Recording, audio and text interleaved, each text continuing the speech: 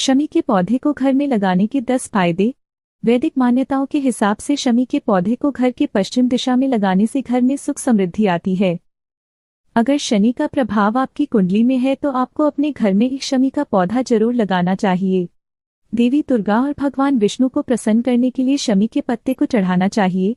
घर से निकलते समय अगर शमी का पौधा आपकी दाहिनी साइड हो तो वह शुभ फलदायी होगा। शमी के पौधे को घर में लगाने से नजर दोष नहीं लगता है। आयुर्वेद के हिसाब से शमी पौधे की छाल का सेवन करने से कफ और पित्त दोष संतुलन में रहते हैं। यह भगवान शनिदेव का प्रिय पौधा है। इस पौधे को शनिवार या विजयदशमी के दिन घर में लगाना चाहिए।